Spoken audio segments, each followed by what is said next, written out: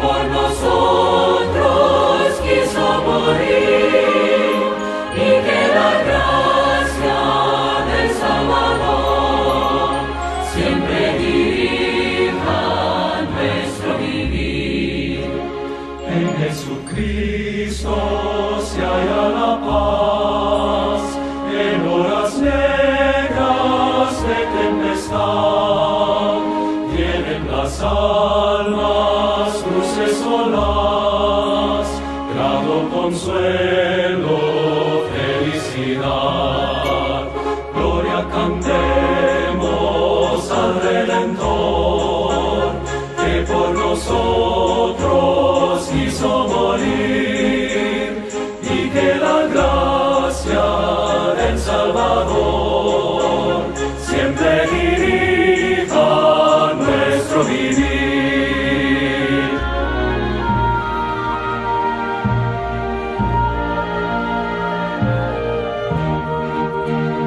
En nuestras luchas, en el dolor, en tristes horas de tentación, calma le infunde santo vigor, nuevos alientos al corazón. Gloria cantemos al Redentor, que por nosotros quiso morir, y que la gracia del Salvador siempre dirija nuestro vivir.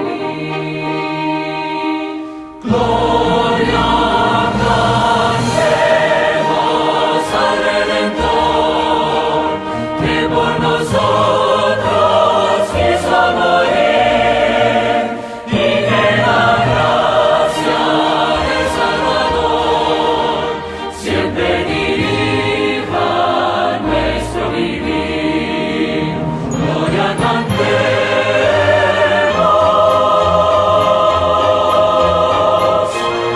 al Redentor.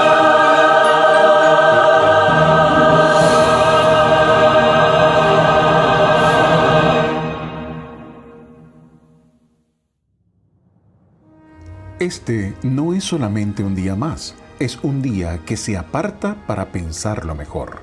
Cuando todo parece oscuro y sin propósito en medio de la pandemia mundial y otros problemas, nos reunimos virtualmente para oír del amor de Dios. En este medio de comunicación oiremos su palabra y nos renovaremos en fe y la bendición celestial. Le invitamos a hacer de esto una visita al templo virtual. Muy buenas tardes, hermanos. Qué placer, una vez más y gran bendición el poder dirigirme a ustedes para poder compartir la palabra del Señor. Hoy hemos cumplido nuestro deber cívico de ir a votar para elegir al próximo presidente de la República que nos va a gobernar. Sin embargo, ustedes y yo sabemos que el que nos gobierna es Cristo, y rogamos que la elección que haya tomado el pueblo de Chile sea la que Dios así ha querido. Hoy debemos orar por las autoridades, quien sea, nos guste o no nos guste, haya salido nuestro candidato o no haya salido. Nuestra obligación como hijos de Dios es orar por las autoridades. Bueno, pero vamos a entrar hoy día de lleno a ver nuestro estudio. Pero antes les invito a orar, a tener un momento de comunión con nuestro Padre Celestial y entregar esta predicación, este culto al Señor. Les invito a inclinar sus rostros y hablamos con Dios. Buen Dios y Padre eterno, te agradecemos porque nos diste un hermoso día de vida, donde Señor ya nos diste la vida en primer lugar. Nos diste la posibilidad de poder compartir en la mañana en la escuela bíblica, de compartir con nuestros niños, de compartir con los hermanos en el culto, Padre Celestial. Rogamos, Padre eterno, que tú seas hoy día acompañándonos en este culto, en esta predicación, en esta hora de hablar contigo. Padre, sé tú guiándome para poder hablar solo lo que tú deseas para nuestras vidas. Toca mi corazón, toca el corazón de mis hermanos, como también así toca de aquella persona que no te ha conocido y que pueda entregar su vida a ti. Dejamos este culto y todo lo que hacemos en tus manos. Todo sea para tu honra y gloria. En el nombre de Jesús. Amén. Pues bien, hermano, Hoy nos toca poder estudiar el capítulo 18 del Evangelio según San Mateo. Este capítulo a estudiar es muy potente, es muy poderoso. El tema incluye el protagonismo de un niño, la oveja perdida, ustedes la conocen, y la conducta en la futura iglesia. Y terminamos con la parábola sobre el perdón. Todo enfocado en cómo Jesús enseña a sus discípulos, cómo Él los instruye, cómo Él después los va a mandar a predicar el Evangelio. Podemos ver ahora que el nuevo nacimiento constituye algo muy especial, esencial para poder entrar en el reino de los cielos. Sí, para que usted y yo y todo aquel que me escucha pueda entrar al reino de los cielos, debe nacer de nuevo. Comencemos leyendo el versículo 1, donde encontramos a un niño que se convirtió en la elección objetiva en aquel momento para los discípulos. Es así, en aquel tiempo, los discípulos vinieron a Jesús diciendo: ¿quién es el mayor en el reino de los cielos? No sé si habrán detectado ustedes en esta pregunta una cierta ambición carnal y material. Parece como si estos hombres hubiesen estado hablando un buen tiempo sobre este tema. Recordemos que Jesús les había dicho que iba a ir y que sería tomado preso, que iba a ser llevado a la cárcel, que iba a ser latigado, iba a sufrir, iba a ser escarnecido, y iba a terminar muriendo en la cruz. Y ellos decían, no vayas. Pero decía, yo voy a ir igual, porque tengo una misión importante que cumplir. Pero los discípulos decían, oye, ya que Jesús se va a morir, ¿quién va a quedar a cargo? ¿Quién va a tomar el liderazgo del grupo? ¿Quién va a ser el mayor? Y le dicen a Jesús, ¿quién es el mayor en el reino de los cielos?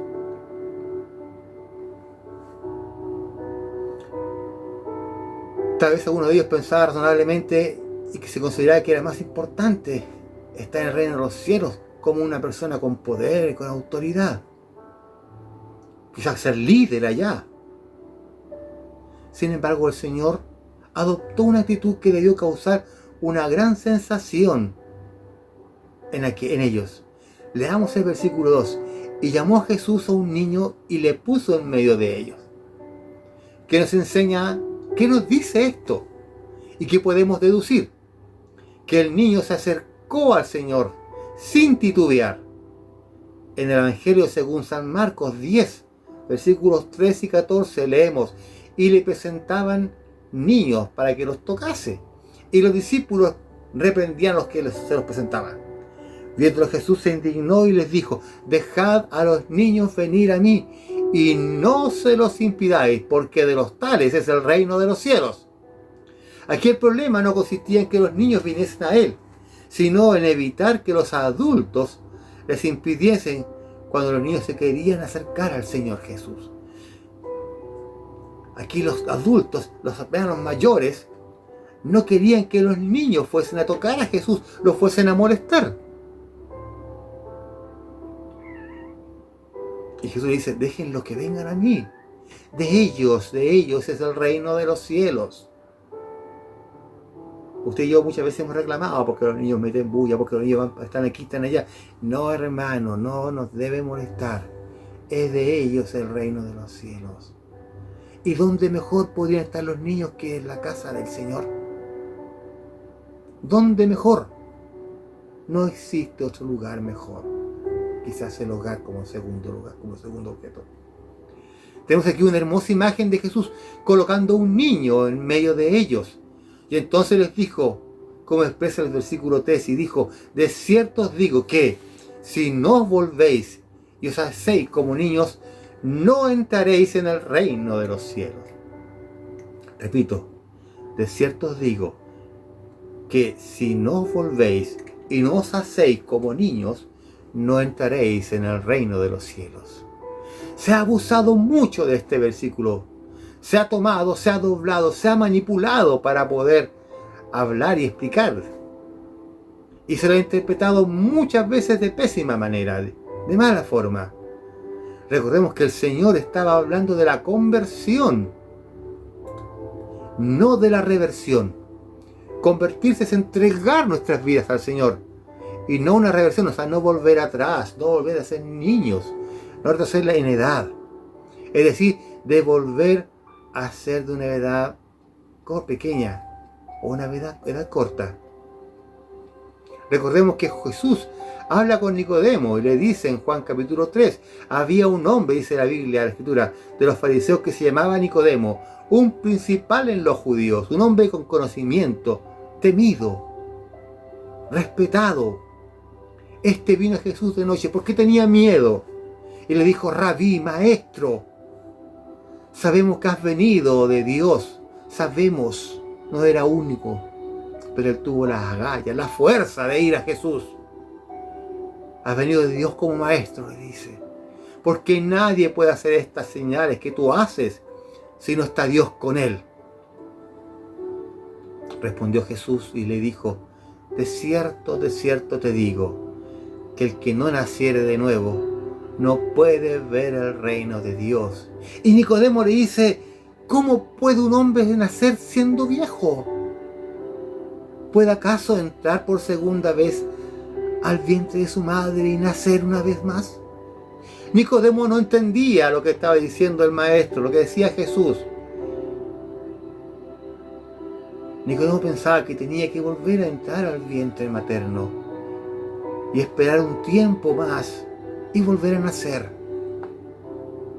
Algunos piensan que estas palabras significan que uno debe de alguna manera extraordinaria volver a la infancia, o que hay que comportarse de una forma infantil o juvenil en sus hechos para entrar en el reino de los cielos.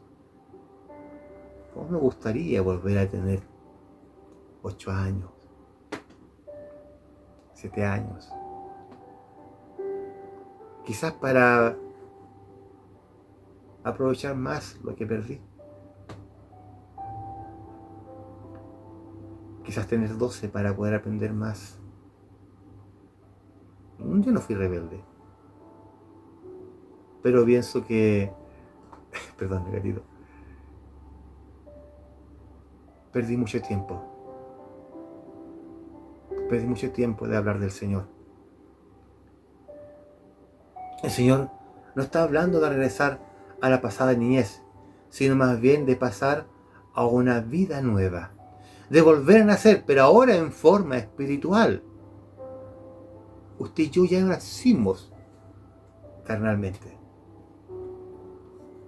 y estoy seguro de que también hemos nacido espiritualmente, porque entregamos nuestras vidas al Señor y dejamos que Él las tomase y la hiciese de nuevo.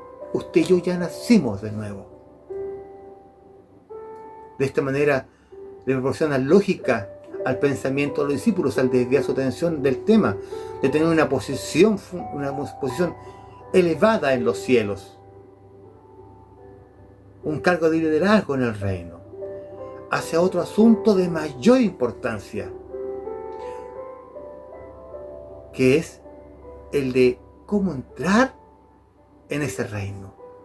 ¿Qué debo hacer para poder entrar en ese reino? Creo que es la pregunta principal, en vez de decir ¿cómo puedo ser yo grande en el reino de los cielos?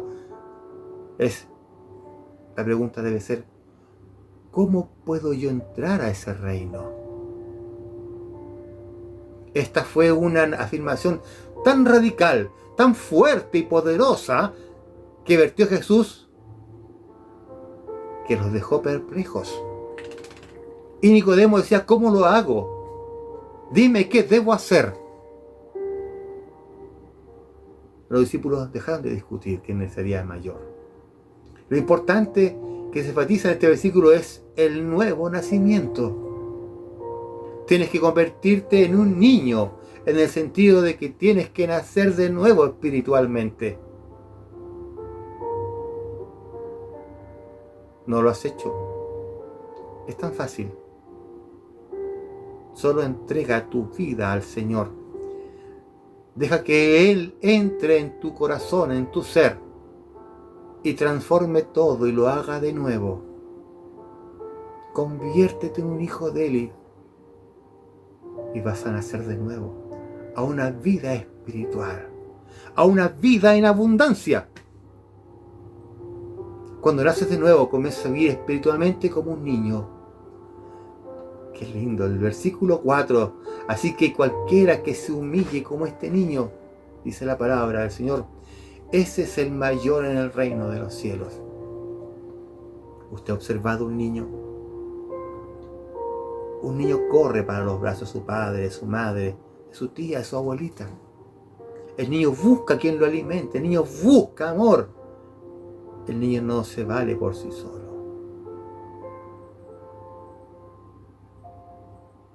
Nosotros debemos ser como un niño, buscar siempre el amor de Dios, buscar su amor, buscar su compasión, su brazo amoroso, que siempre está ahí. Buscar que Él nos nutra día a día, momento a momento de su amor, de su palabra. Versículos 5 y 6 dice, cualquiera que reciba en mi nombre un niño como este, a mí recibe. Y cualquiera que haga tropezar a alguno de estos pequeños que cree en mí, mejor le fuera que se le colgase al cuello una piedra de molino de asno y que se hundiese en lo profundo del mar. El hacer tropezar aquí significa hacer pecar, el hacer que se desvíe del camino. Jesús advirtió contra esta acción en un lenguaje muy duro, pocas veces visto en Él. Parece que en esta ocasión lo que estaba haciendo era convertir la evangelización de los niños en un imperativo divino. ¿Sí? Si tenemos niños, tenemos una iglesia grande después. Si instruimos al niño en su carrera, ni aun cuando dice fuera viejo, dice la Escritura, se va a apartar de ella y va a permanecer fiel y va a asistir a su congregación y va a traer a sus hijos y quizás después a los hijos de sus hijos, a sus nietos. Por eso es imperativo, es de vital importancia de que podamos traer los niños a la escuela bíblica, que podamos traer los niños al culto, que nuestros niños estén sentados al lado nuestro. Yo me acuerdo que tengo una hermana, se llama Lorena, que era súper inquieta y se juntaba con otra niñita, otra hermana, otra hija de otra hermana, que eran iguales. Y la única manera para poder tenerlas tranquilas, que estuviesen sentadas ahí, era que mi mamá le llevase un arsenal de comida. Leche, yogur, pan, galletas, dulces. Era la única forma que estuviese ella tranquila. Pero ¿saben qué dio resultado? Usted me decía, pero es mejor que te sentara. Mi primo, Daniel, estaba en el culto de la noche dibujar y dibujar. Mi tía llevaba unas hojas de croquis y él dibujaba y dibujaba. Al final estudió pedagogía en artes y ahora es pastor. Y mi hermana se congrega. Es bueno llevar a nuestros niños a la iglesia. Como mi testimonio, tengo mis 3 hijos que se congregan, que ellos buscan congregarse y doy gracias al Señor por ello. Porque un tiempo no nos congregamos y ellos buscaron dónde ir. Eso se debe a que instruimos al niño. Es nuestra obligación hacerlo. Esta acción la debemos realizar partiendo de nuestro hogar, repito, con nuestros hijos, con nuestros nietos, los que tienen nietos, con nuestros sobrinos, hablándole de Dios y trayéndolos al templo, a la escuela dominical. Si su hija, su hijo no traen a sus nietos, pídales, traerlos. Puedo llevar a mi nieto a la escuela bíblica, puedo traer a mi sobrino a la iglesia. Es nuestra obligación como hijos de Dios expandir el Evangelio, traer los niños al Señor. Versículos 7 al 9 dice así: ay del mundo por los tropiezos, porque es necesario que vengan tropiezos, pero ay de aquel hombre que por quien viene el tropiezo. Por tanto, si tu mano o tu pie te es ocasión de caer, córtalo y échalo de ti. Mejor te es sentar en la vida cojo o manco que teniendo 2 manos o 2 pies ser echado del fuego eterno. Si tu ojo te es ocasión de caer, sácalo y échalo de ti.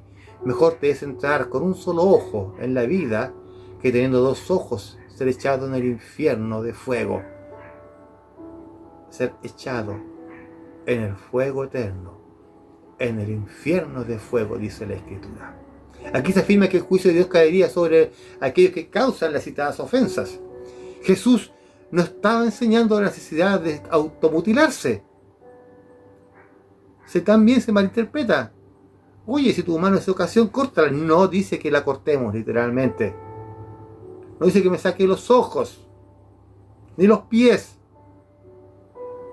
No nos manda a mutilarnos. ¿Cómo es cortarse una mano, un pie o sacarse un ojo? ¿Por qué hacerlo? ¿Para qué? No erradicaríamos el mal. No erradicaríamos la fuente de la ofensa, que es el corazón. Como vimos en el capítulo 15, versículos 18 al 19. Pero dice así, pero lo que sale de la boca, del corazón sale. Y esto contamina al hombre. Lo que sale del corazón. Porque del corazón, no del ojo, no de la mano, no de los pies, salen los malos pensamientos. Y sigue, los homicidios, los adulterios, las fornicaciones, los hurtos, los falsos testimonios, las blasfemias, no salen de la boca, salen del corazón, no salen de las manos, de los ojos, de los pies, de mi cuerpo, sale de mi corazón. No estoy diciendo que debemos arrancarnos del corazón, sino tenemos que tener un corazón limpio. En Proverbios 4:23 dice, sobre toda cosa guardada, guarda tu corazón, porque de él mana la vida. ¿Dónde cree que debe estar el Señor? Aquí, en nuestro corazón, porque de ahí sale todo. Todo su hablar del amor de Dios no sale de su cabeza, no sale de sus manos ni sus ojos, sale del corazón. Entreguemos nuestro corazón al Señor. Cuida tu corazón, guárdalo, porque de él mana la vida. ¿Qué vida? La vida que tú puedes hablar a otros y ellos aceptar al Señor Jesús. Mi cuerpo sí, mi cabeza, mis ojos, mis manos, mi voz, mis piernas deben glorificar al Señor. Pero debo guardar mi corazón por sobre todo. En estos versículos Cristo nos dice que debemos cuidar nuestro corazón, sacar de él todos los pecados, toda inclinación al mal. Debemos quitar todo lo que ofende a otros y lo que ofende al Señor. Y usted y yo sabemos cómo hacerlo. Y es simple, es fácil y es gratuito. Más encima, es solamente cerrar nuestros ojos y decirle, Padre, he pecado. Límpiame de toda maldad. Limpia mi ser. Limpia mi corazón y hazme de nuevo. Purifícame. Mire qué fácil. Dígalo de corazón. Y Dios lo va a hacer. Guarda tu corazón, porque de él mana la vida. Y prosiguió recordando a sus discípulos el valor que para él tenían los niños. Leamos el versículo 10. Mirad que no menosprecie a uno de estos pequeños, porque os digo que sus ángeles en los cielos ven siempre el rostro de mi Padre que está en los cielos. El Señor dijo que no debíamos despreciar a los niños. Cuando uno de ellos muere, su espíritu va de inmediato a la presencia de Dios. Estimado hermano, si has perdido un niño, esta verdad te será de gran consuelo. Yo perdí uno antes de nacer. Era el gemelo de Adrián. Pero me da consuelo leer esto. Ellos van al cielo, no por ser inocentes o porque te hayan pertenecido, sino porque Jesús murió por ellos. Es como si Jesús estuviese diciendo, no le causes ningún daño, no le hagáis caer en el pecado, ni los menosprecies. Déjalos acercarse a mí. Y aún así, si muriese sus espíritus, irán a la presencia misma de mi Padre. ¿Cómo me dice esto, hermano? Dice, el rey David supo bien lo que era pasar por esta experiencia amarga. Cuando dijo que había tenido con Betsabé, cayó enfermo, se preocupó muchísimo por la vida del niño. El episodio se relata en el segundo libro de Samuel, versículos 12 del 15 al 23, que lo voy a leer, porque es importante que podamos saber esto. El rey ayunó, dice la escritura, y oró y estuvo toda la noche acostado en el suelo. Pero cuando finalmente el niño murió, se levantó, se lavó, cambió sus ropas, fue a la casa de Dios y adoró.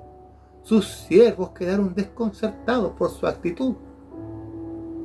Y la explicación del rey David fue la siguiente: mientras el niño aún vivía, yo ayunaba y lloraba, como todo padre, diciendo, que sabe si Dios tenga compasión de mí y viva el niño. Pero ahora que ha muerto, ¿para qué he de ayunar? ¿Podré yo con el ayuno hacerlo volver? Yo voy hacia él, pero él no volverá a mí. ¿A dónde iría? A las cenizas, a la tierra, no irían de su padre. Tenía confianza en que un día estaría otra vez con él. Esta es una hermosa verdad, especialmente para todos aquellos que hayan pasado por la dolorosa experiencia de perder a un niño. Es importante destacar estos sentimientos del Señor por los niños, por los pequeños, particularmente en la época en que vivimos. Casi todas las mañanas las noticias nos recuerdan los abusos, violencias, explotaciones que sufren los niños. Sorprendentemente en las sociedades más avanzadas. Por todo ello el Señor utilizó este pasaje, este bello pasaje. El lenguaje más duro utilizó al decir, háganlo pecar, háganlo sufrir, y mejor les pongas una piedra en su cuello y arrójese en el profundo del mar. El lenguaje que utilizó fue muy duro para advertir que no deben tocar a los niños. Sobre estos graves problemas que ha enfrentado la infancia en todos los tiempos, porque este problema de los niños viene de muchos años atrás, siglos, y Jesús detesta, no le gusta cómo tratan a los niños. De ellos es el reino de los cielos. Déjenlos que vengan a mí, sed como ellos. Pasemos ahora al párrafo siguiente, leyendo el versículo 11, en que comienza la admirable parábola de la oveja perdida. Porque el Hijo del Hombre ha venido para salvar lo que se había perdido. Esta parábola hermosa es diferente a la de la oveja perdida, incluida en el Evangelio de Lucas, en el capítulo 15. La palabra clave de esta parábola es salvar. Mateo habla de salvar a la oveja perdida. En Lucas 15 el énfasis es encontrar lo que se había perdido. Leamos los versículos 12, 13 y 14. ¿Qué os parece si un hombre tiene 100 ovejas y se descarría una de ellas? ¿No deja las 99 y va por los montes a buscar la que se había descarriado? Y si acontece que la encuentra, de cierto os digo que se regocija más por ella que por las 99 que no se descarriaron. Así, ¿no es la voluntad del Padre que está en los cielos que se pierda uno de estos pequeños? Observemos cómo finaliza el Señor esta parábola, teniendo en cuenta a los pequeñitos. Aparte del cuidado divino, los padres tienen la responsabilidad de conducirles a Cristo. Me temo que algunos sistemas escolares están utilizando a los niños como conejillos de indias, enseñándoles filosofías humanísticas contrarias al cristianismo. Tenemos una gran responsabilidad delante de Dios por estos aspectos fundamentales en su educación. Yo decido cómo quiero educar a mis hijos, no que otro venga a enseñar lo que yo no quiero. Se está introduciendo en las escuelas todo este movimiento LGTB, la opción de sexo. Nosotros tenemos la película clara. Dios nos hizo hombre y mujer. Y eso es lo que está decretado divinamente. No hay más opción. Versículo 15. Por tanto, si tu hermano peca contra ti, dice, ve y repréndele estando tú y él solos. Si te oye, has ganado a tu hermano. Este párrafo es un modelo para la conducta de la iglesia. Ahora nos toca a nosotros, a la iglesia. Aquí se declara que si tu hermano pega contra ti, tú tienes que dirigirte a él. Se refiere a que si tu hermano ha pecado, tienes la obligación. Sé que has sido perjudicado, sé que es difícil, pero debemos acercarnos a él, a tu hermano en la fe, el que te ha ofendido. Yo debo acercarme a ellos, y no al revés. Yo lo estoy viviendo. He intentado de una y muchas formas hacerlo. He intentado hablar con esa persona. Quienes me conocen saben a quién me refiero. Me es difícil porque lo he hecho y no he obtenido respuesta y no quiero seguir. Aunque la escritura es clara y me manda a hacerlo. Y sigo leyendo. Versículos 16 y 17. Mas si no te oyere, toma contigo a uno o dos, para que en boca de 2 o 3 testigos conste toda la palabra. Y si no lo oyere a ellos, dilo a la iglesia. Y si no oyere a la iglesia, tenle por gentil y publicano, por anatema, por pecador, por no hijo de Dios. Hay personas a quienes agrada echar tierra sobre los problemas y no es la solución. Los problemas se deben de conversar y no debemos ocultarlos. Esa no es la manera de tratar las situaciones. Si surge un conflicto entre dos creyentes, debería resolverse de una manera afable, pacífica y tranquila. Si las personas implicadas no pueden solucionarlo, habría que pedir ayuda de un grupo.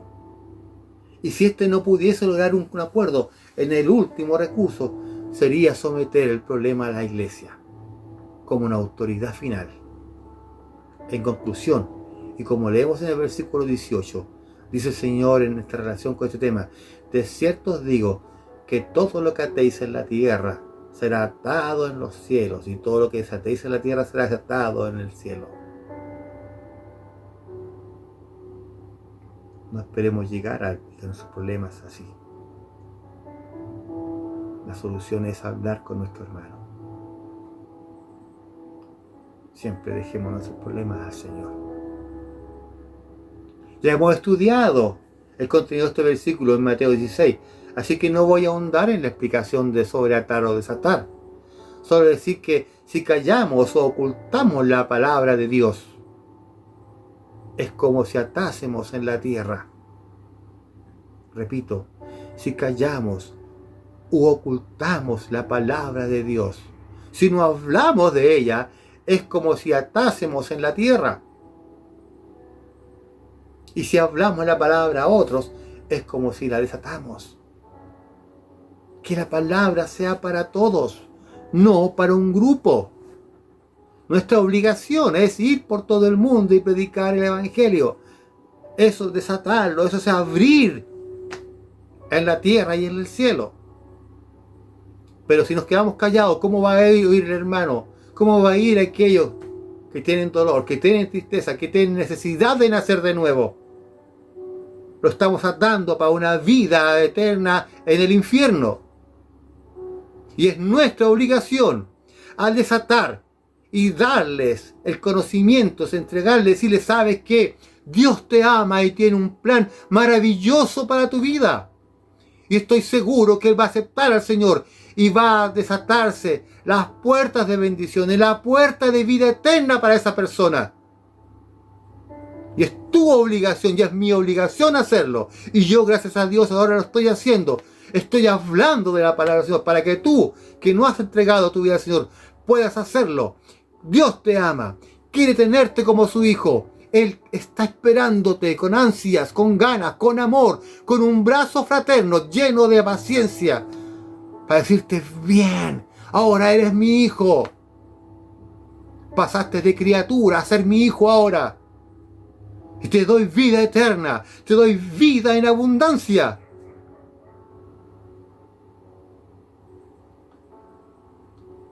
Eso es atar y desatar. Continuemos con esta idea. Dicen los versículos 19 y 20. De otra vez os digo que si dos de vosotros se pusieren de acuerdo en la tierra acerca de cualquier cosa que pidieren, les será hecho por mi Padre que está en los cielos. Porque donde están dos o tres congregados en mi nombre, allí estoy yo en medio de ellos. ¡Qué hermoso! Quiere decir que poniéndonos de acuerdo en cualquier cosa, Él nos va a oír. ¡Sí! Él nos escucha. Pero tomemos nota de la condición que Jesús expresa de estar dos o tres congregados, reunidos en mi nombre. La condición es estar reunidos, congregados en un mismo sentir, pero en el nombre del Señor. Él escuchará cualquier pedido hecho en el nombre de Cristo. Es decir, un pedido que Cristo mismo hubiese hecho. Sí, pues. O podríamos decir que pedir en su nombre es pedir de acuerdo con su voluntad.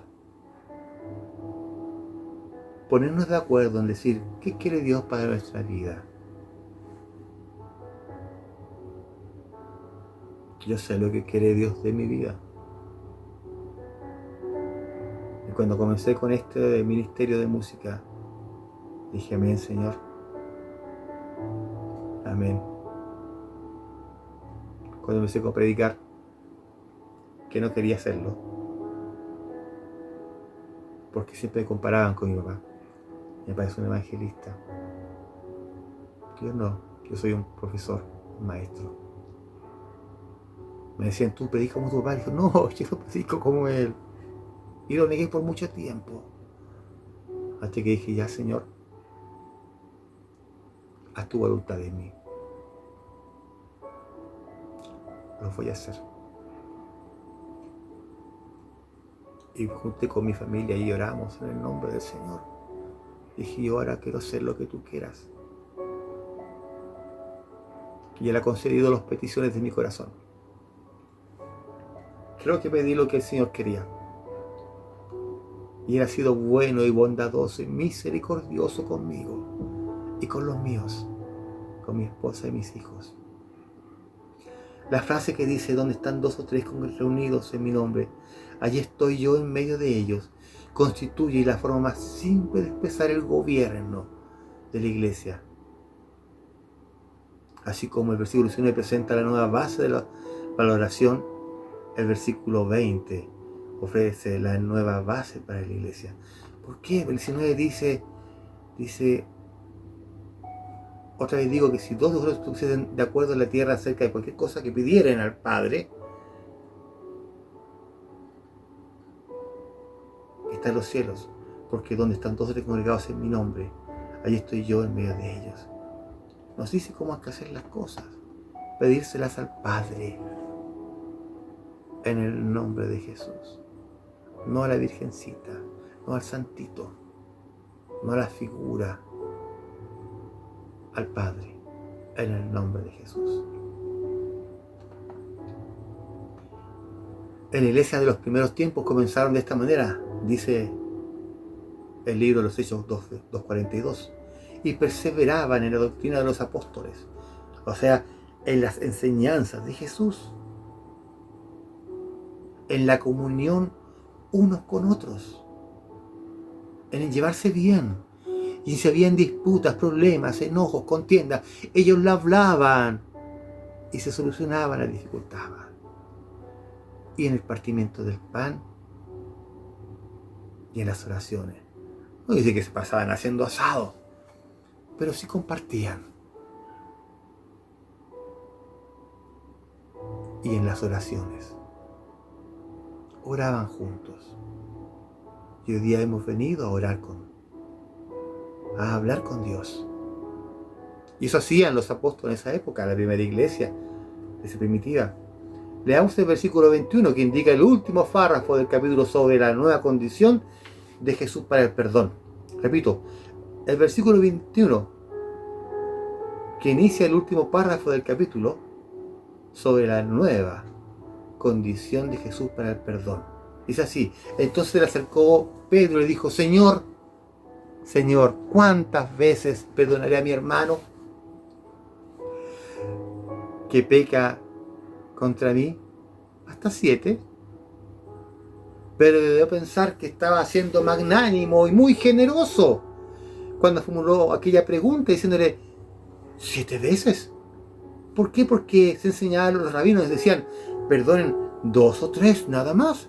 Entonces le decía: 7, supero a los rabinos, supero a los maestros de la ley, a los sacerdotes. Yo digo 7 veces, soy generoso. Sin embargo, Simón Pedro estaba dispuesto a dar hasta 7 veces. Pero la generosidad del apóstol resultó escasa en comparación con la opinión de Jesús. Leamos el versículo 22. Jesús le dijo: no te digo hasta 7, que es la perfección, sino aún hasta 70 veces 7. Pedro no perdonaba nada comparado con lo que decía Jesús. O sea, 490 veces. Para entonces el problema ya debía haber sido resuelto, solucionado. En caso contrario, ambas partes habrían llegado a una edad avanzada, hasta el punto que el conflicto ya no tendría tanta importancia. Aquí el perdonar 490 veces, a veces es llegar hasta el límite. Y este es el punto sobre el cual Jesús quiso llamar la atención.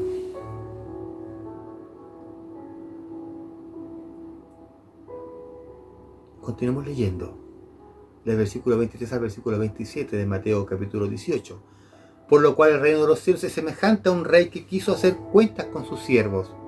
Y comenzando a hacer cuentas, le fue presentado uno que le debía 10.000 talentos.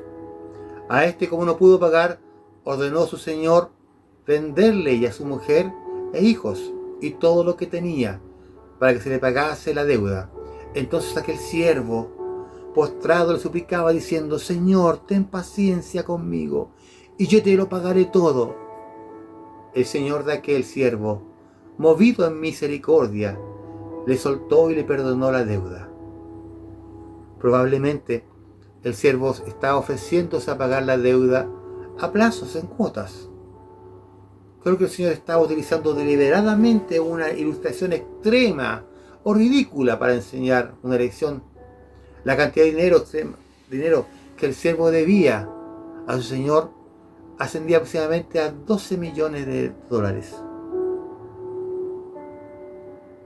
12 millones de dólares. Pongámoslo en pesos chilenos aún, para que sea más chica la cantidad. El Señor le estaba perdonando 12 millones de pesos a su siervo. Es una suma extraordinaria de plata. No es una suma como para perdonar. Yo no tengo 12 millones de pesos para decir: toma, tenés 12 millones, no te preocupes. No. Y el Señor lo perdonó. En contraste, leemos al versículo 28, pero saliendo aquel siervo, halló uno de sus consiervos que le debía 100 denarios. Y haciendo de él, le ahogaba diciendo: págame lo que me debes, paga lo que debes. La cantidad de la deuda de esos son como unos 17 euros, 17 dólares. Ya 17.000 pesos, ya 170.000 pesos. Comparemos con esa suma extraordinaria de millones que le fue perdonado, pero él no era capaz de perdonar a su prójimo, que le dio una cantidad tan ínfima. Pero veamos lo que sucedió. Y leamos hasta el versículo 35. Entonces su consiervo, postrándose a sus pies, le rogaba igual que él, diciendo: ten paciencia conmigo, y yo te lo pago todo. Mas él no quiso, sino fue y le echó a la cárcel hasta que pagase la deuda. Viendo sus consiervos lo que pasaba, se entristecieron mucho y se fueron y refirieron a su señor todo lo que había pasado. Se habían dicho a su jefe, a su dueño, a su amo, a su señor, todo lo que había pasado. Entonces, llamándole a su señor, le dijo: siervo malvado, toda aquella deuda te perdoné porque me rogaste. ¿No debías tú también tener misericordia de tu consiervo, como yo tuve misericordia de ti? Entonces su señor, enojado, le entregó también a los verdugos, hasta que pagase todo lo que le debía. Así también mi Padre Celestial hará con vosotros, si no perdonáis de todo corazón cada uno a sus hermanos sus ofensas. Pero me va a decir: es que el hermano me ha ofendido tanto, me ha ignorado, me ha humillado constantemente, ¿debo perdonarlo? ¿Acaso Dios, acaso Cristo no murió por ti en la cruz? Dios entregó a su Hijo por ti.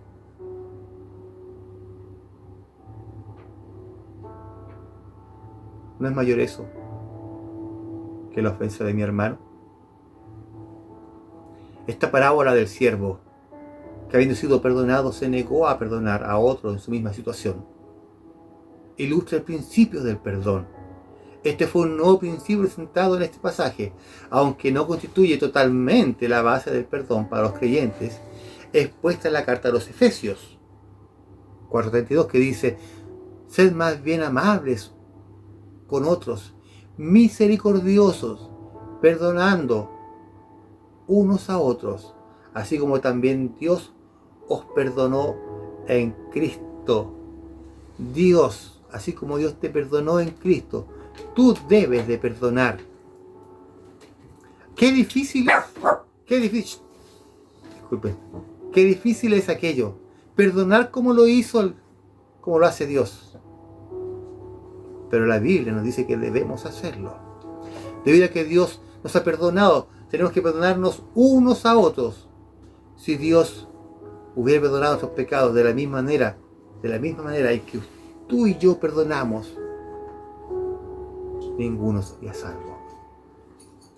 Ninguno de nosotros habría sido perdonado.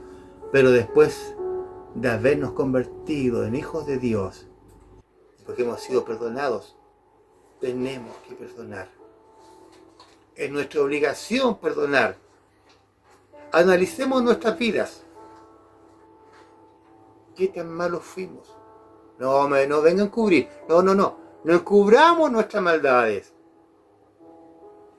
Porque por causa suya y mía, Cristo tuvo que venir a la tierra y morir.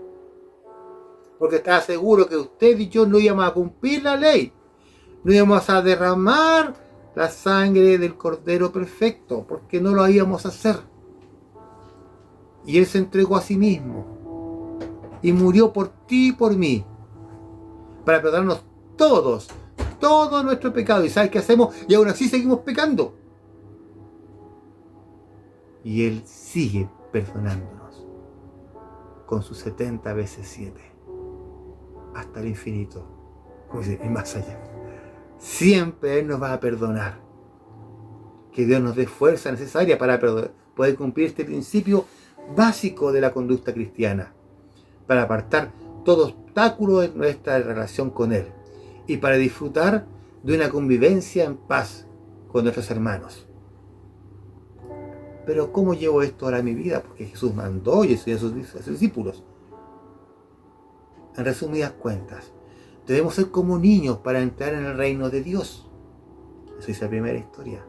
Dejando que Él nos guíe, nos cuide, nos alimente, que nos abrace con su amor. Y nosotros como niños debemos ir a Él. Papá, papito, perdóname. Papito, aliméntame, cuídame, abrázame, dame de tu amor. Debemos buscar el perdón de Dios. que Él nos salve, que Él nos cuide, que Él nos proteja de todo mal y del yugo del pecado.